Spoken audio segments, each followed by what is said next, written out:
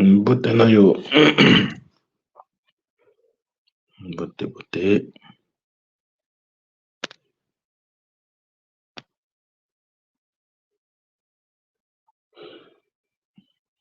Marco Polo a-t-il vraiment vu des familles chinoises élever des dragons lors de son voyage à la fin du XIIIe siècle?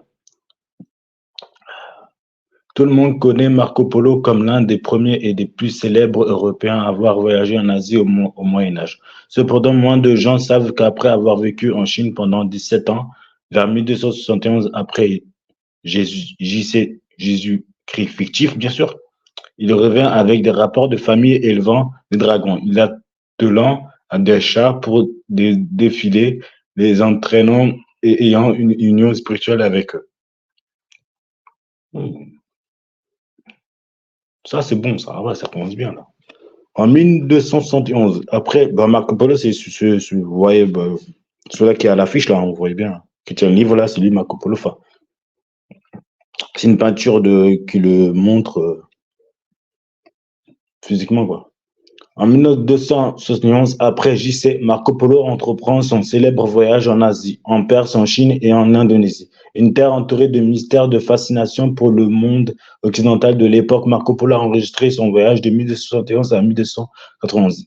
Après JC, fictif. Dans son ouvrage intitulé Les voyages de Marco Polo, publié en 1300 après JC, alors qu'une grande partie de son livre détaille les diverses coutumes et cultures de l'Orient, y compris les différents groupes ethniques qu'il a rencontrés, ainsi que les variétés d'animaux et de plantes qui leur sont associées. Il y a l'information particulière qui a éveillé curiosité et sourcillé les gens des siècles.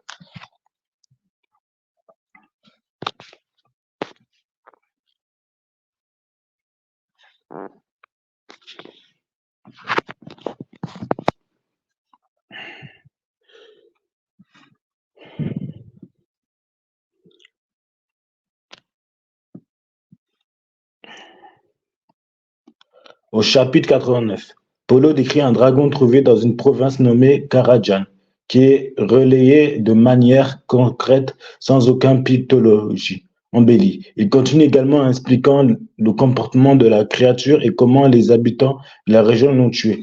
Marc Polo a écrit.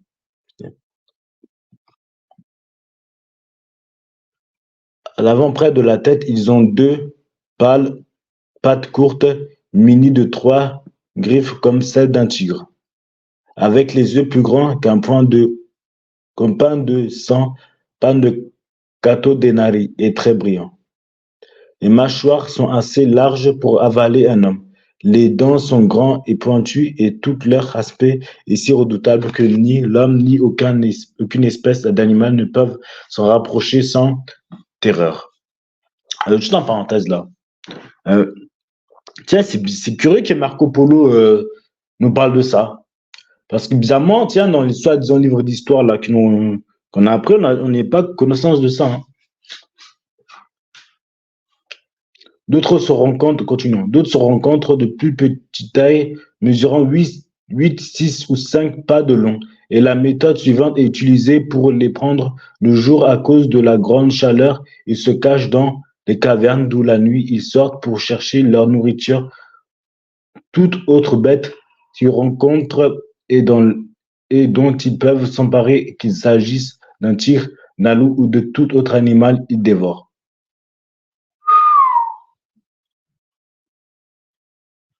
Ah ouais, putain.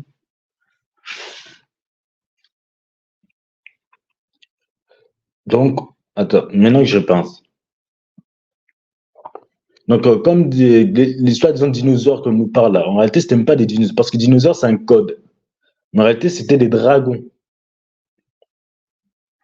Donc, en réalité, les dinosaures eux-mêmes, en soi, n'ont même pas existé, en fait. C'était des dragons, en fait. Tu comprends maintenant ce que voulait me dire Yaoudaï, là, sur sa chaîne. Ouais. Parce que même lui, Polo, il était là, il les a décrits, il les a vus. Après quoi, il se traîne vers quelques lacs, sources d'eau ou rivières pour boire. par leur mouvement ainsi le long du rivage et leur poids considérable. Ils font une impression profonde comme si une lourde poutre avait été tirée le long du sable. Ceux dont l'emploi est de la chasser, observant la piste par laquelle ils ont le plus souvent l'habitude de passer, et fixent en terre plusieurs morceaux de bois armés de pointes de fer acré qui recouvrent le sable de manière à ne pas être perceptible. Lorsque donc les animaux se dirigent vers les lieux qu'ils hantent habituellement, ils sont blessés par ces instruments et, et promptement tués. Les corbeaux, dès qu'ils aperçoivent qu'ils sont morts, se mettent à crier. Et cela sert de signal aux chasseurs qu'ils s'avancent sur les lieux. Ils procèdent à séparer la peau de la chair en ayant soin immédiatement de s'emparer du fiel qui est le plus estimé en médecine. En cas de morsure d'un chien enragé, on administre un centime dissous dans du vin. Il est également inutile pour accélérer l'accouchement lorsque les douleurs de l'accouchement surviennent chez la femme. Une petite quantité étant appliquée sur des anthrax, les pustules ou autres éruptions du corps, ils sont bientôt dispersés. Et il est efficace dans bien d'autres affections. La chair de l'animal est également vendue à un prix élevé, car on pense qu'elle est saveur plus élevée que les autres sortes de viande. En tout le monde, ils considèrent comme un mets délicat. Oh putain. Donc même on les bouffe en plus les dragons. Marco Polo a vécu en Chine pendant 17 ans et a rapporté que l'empereur élevait des dragons pour tirer ses chats lors des défilés. Yeah! Ça fait penser aux... comment ça s'appelle? Les rois dragons.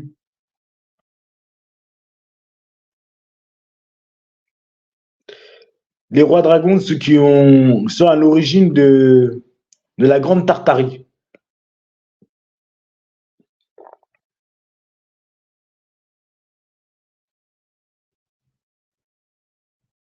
Je me trouve même l'origine même des civilisations chinoises. Ben, quoique il faut savoir que les trois premières civilisations chinoises, c'est des civilisations noires, parce qu'à la base, il n'y a que des noirs déjà. On a dans toute l'Asie. En Chine, en Inde.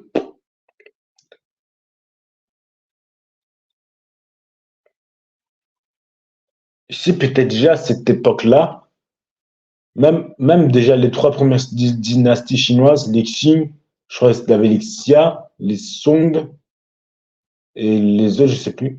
L'autre, je sais plus. Ils avaient déjà des dragons. Putain, ça servait, ça. Putain.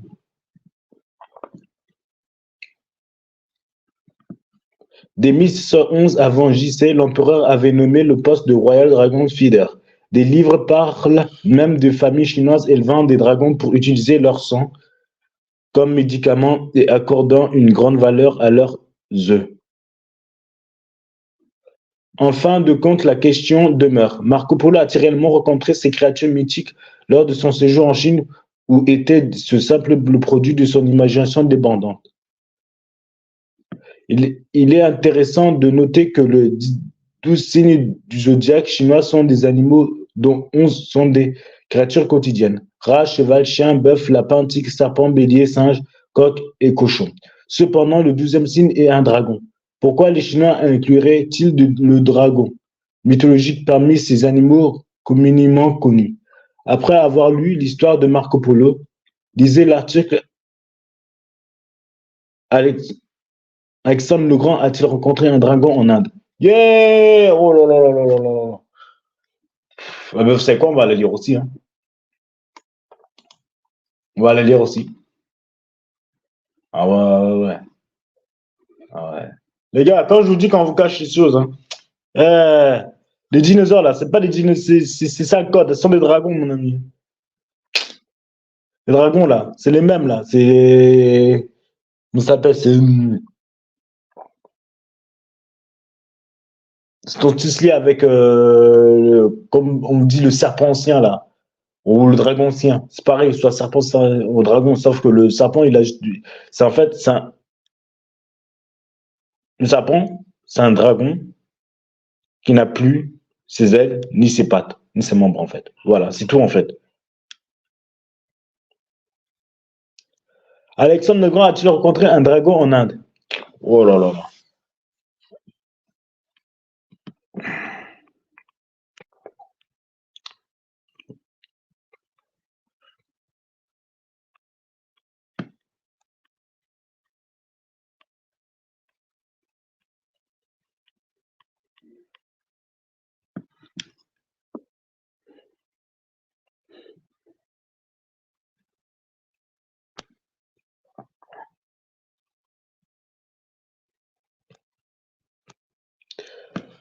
Alors, j'ai pas une photo pour montrer la tête de l'autre, là, Alexandre le Grand. Bon, bref, de toute façon, il savait à quoi il ressemble, Alexandre le Grand, quoi.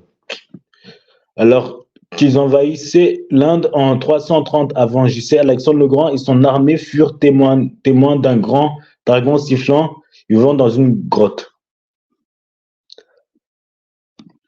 Alexandre le Grand était le roi de l'ancien royaume grec de Macédoine au IVe siècle avant JC.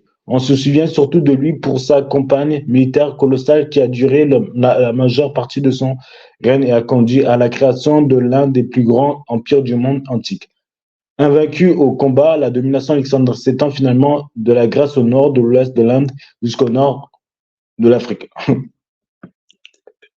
Ce qu'ils disent pas, par contre, c'est qu'Alexandre, il a fait demi-tour quand il a vu les Candaces, hein. Les reines Candaces, je crois que c'était du Soudan. Ouais, du Soudan, à partir du Soudan, parce qu'il voulait déjà courir toute l'Afrique, tout le nord, tout ce qui est Mali, tout cela. Mais il n'a pas pu parce qu'il avait les Candaces. Dès qu'il a vu Candace, il a fait demi-tour parce que Candace, c'était des, des graines guerrières, frère. Ils étaient sur des chevaux. Quand Alexandre le Grand les a vus, il a fait demi-tour. Et ça, vous ne dites pas, ça.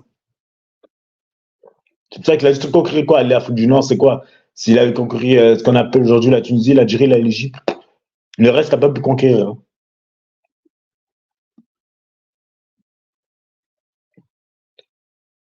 Au cours de sa campagne militaire à travers l'Asie et l'Afrique, Alexandre le Grand a été témoin et même orchestré de nombreuses choses grandes et terribles. La chute de villes et de royaumes et de massacres de populations entières, et même si l'on croit les rapports d'un dragon.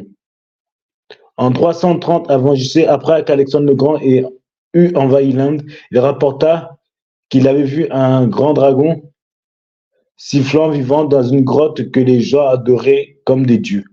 Ouh, ouh, ouh. Ah, l'un des lieutenants d'Alexandre le Grand, nommé Onésicrite, a déclaré que le roi indien Abysarus gardait des serpents mesurant entre 120 et 210 pieds de long. Les dirigeants grecs ultérieurs auraient ramené des dragons vivants d'Éthiopie. L'Alexandre bouleversa certaines parties de l'Inde et prit possession d'autres. Il rencontra parmi de nombreux autres animaux un serpent qui vivait dans une caverne et était considéré comme sacré par les Indiens, qui lui rendaient un grand et substitueux respect. Ça me fait penser à quelque chose, ça. En conséquence, les Indiens ne ménagent aucun effort pour implorer Alexandre de ne permettre à personne d'attaquer le serpent. Et il accéda à leurs souhaits. Alors que l'armée passait devant la caverne et faisait du bruit, un serpent en prit immédiatement conscience. Il avoue le savait. Lui, la plus fine et la vue la plus fine de tous les animaux. On raconte que la bête sortit de la tête de la caverne et siffla et renifla si violemment que tous furent terrifiés et confus. Instantanément, selon la description d'Aelianus, la créature aurait été terrifiante à voir. La partie visible du serpent à elle seule mesurait 70 coudées. Kodo l'équivalent approximatif de 32 mètres et 105 pieds de longueur. Yeah. Le reste de son immense corps resta dans la caverne. En tout cas, on dit que ses yeux avaient la taille d'un grand bouclier macédonien rond.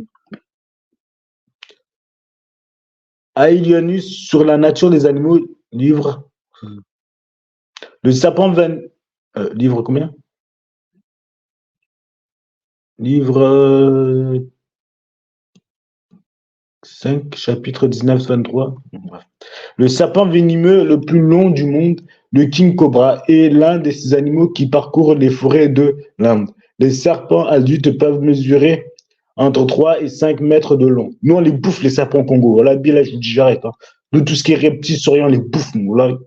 Bien que cela puisse être, pardon, excusez-moi. Bien que cela puisse être une longueur effrayante pour n'importe qui, il n'est cependant pas aussi grand que le serpent géant auquel Alexandre et ses hommes ont été confrontés. En cet esprit, qu'est-ce que l'ancien roi a rencontré lors de sa campagne en Inde? A-t-il aperçu un dragon?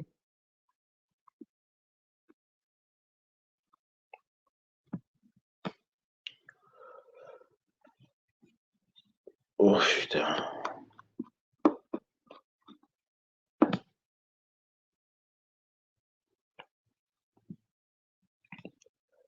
c'est chaud.